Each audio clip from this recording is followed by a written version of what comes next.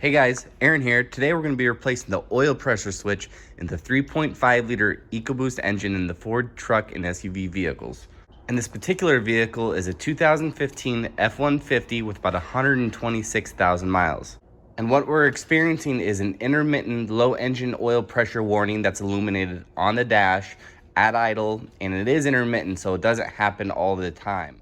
Now, if we're using a scanner like I am here, the only thing that we have to work on is looking at the pressure switch itself. And as you can see, it says low. When we start the engine, it'll go from low to not low, and there's no actual PSI or voltage value that we can use. So to verify that this engine does have oil pressure, we'll have to use a manual oil pressure gauge to check it.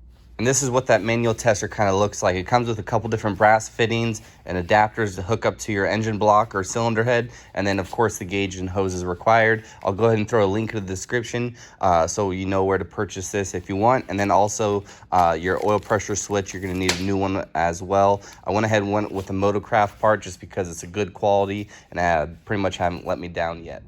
And as far as tools go, you'll need a 13/16 open end wrench, a 10mm socket, a 7mm socket, a couple extensions, and a 3/8 ratchet. I'm gonna be using my 3/8 power ratchet, just helps make the job go by a little bit quicker. Now the switch on this motor is actually located on the driver's side, just behind the alternator on the lower side of the block. Since this is a 4-wheel drive, we'll be working from the top. If you do have a 2-wheel drive, chances are you can probably get to that sensor underneath the vehicle. Before we start removing parts, let's go ahead and just remove the negative cable off the battery using a 10mm socket. Next, let's go ahead and remove the engine cover from the top of the motor.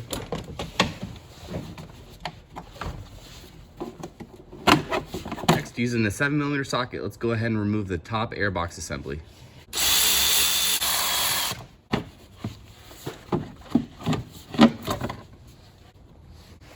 Next, we need to remove the PCV valve lines that go to the intake, and then we need to just swing the intake out of the way. We can go ahead and loosen the hose clamp on the turbocharger so we can just slide it out of the way.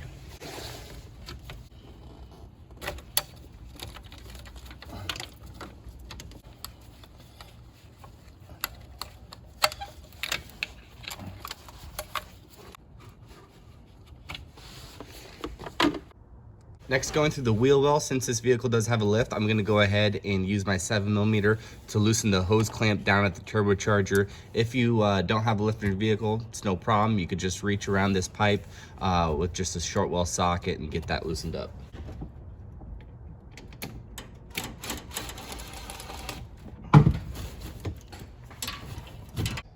Now let's go ahead, take our 7mm socket, and from the top, we're gonna remove this smaller pipe that's attached to the outlet of the turbocharger.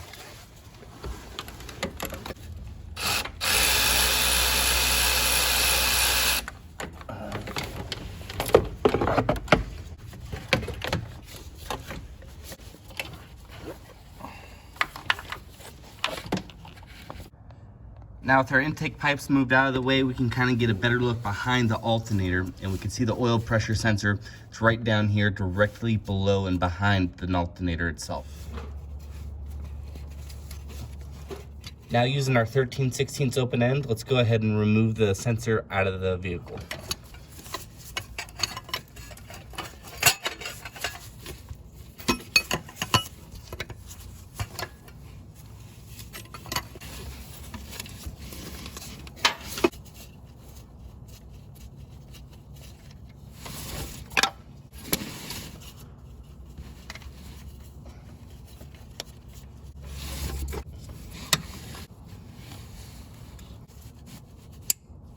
Now that we have installed our new oil pressure switch, let's go ahead and put everything back in reverse procedure, starting with the intake pipes.